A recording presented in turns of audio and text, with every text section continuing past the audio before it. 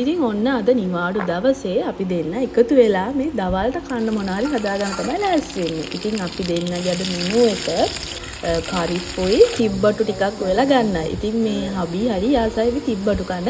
ඉතින් අපි දෙන්න මේ දෙකට බෙදාගෙන තමයි ඉුවේ. මම තමයි පරිප්පු එක හැදුවේ.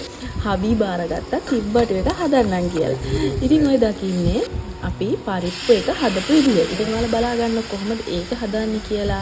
ඉතින් මේ දවස් ටිකේම බිසි හින්දා අපිට උයා ගන්න වෙලාවක් නැහැ වගේ හිතුනොත් අරගෙන හදාගන්න කියලා මම මේ පරිප්පු ටිකක් වැඩිපුරත් එක්ක තියාගෙන තියෙනවා. ඉතින් මේක තම්බලා ෆ්‍රිජ් එකේ දාලා තියලා අපිට කිරි ටිකක් දාලා අරගෙන රත් කරලා ගන්න පුළුවන්. ඉතින් ඔයාලා කලින් වීඩියෝ එක මම මේක කියලා තියෙනවා. ඉතින් ඔන්න පරිප්පු එක තැම්බෙන්න දාලා ඉවරයි. මේ තියෙන්නේ තැම්බුණ පරිප්පු. ඉතින් අපි මෙන්න මේ විදිහට පොල් ගිරලා අරගෙන දවස් 7කට වෙන් කරලා ෆ්‍රිජ් එකේ උඩ කොටසක දාලා තියාගන්නවා. ඉතින් කිසිම දෙයක් වෙන්නේ නැහැ. ඔයාලට ඕන වෙලාවකට අරගෙන කෑමකට දාලා හදාගන්න පුළුවන්. ඉතින් ඒ තව පොඩි ටිප් එකක්. ඉතින් දැන් ඔයාලා මේ දකින්නේ හබි තිබ්බඩු ටික මේ ඉස්සරම තලා ගත්තා. ඊට පස්සේ තලලා හොඳට හොදන්න ඕනේ.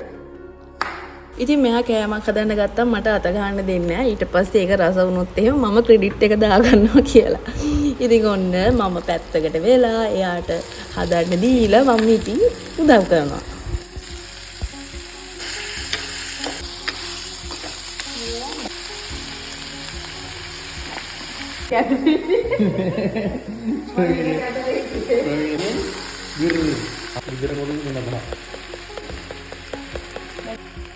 Mundur ke mana?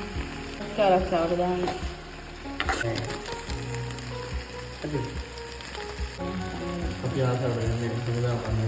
ඉතින් අපි පොඩි තක්කාලි ගෙඩියක් දාගත්තා. මේ කාල් මැස් එක තක්කාලි දාලා උයන්න හොඳ නෑ. අපි දන්නවා. ඉතින් උයන්නෙම නැහැ සාමාන්‍යයෙන් එහෙම. අපි මේ කාලෙකින් නැත්නම් ආසාවට තමයි ඔහොම හදාගත්තේ. ඉතින් ඔයාලා දාන්න නැතුව හදාගන්න හදනවා නම්. ඉතින් දැන් මේක රෙඩි වගේ මාරම සුවඳක් එනවා මේ වෙලාවේ.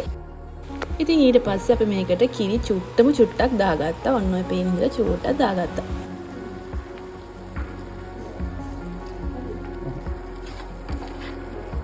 ඊට පස්සේ ඔන්නම චූටි වෙලාවක් ලිපේ තියාගන්න.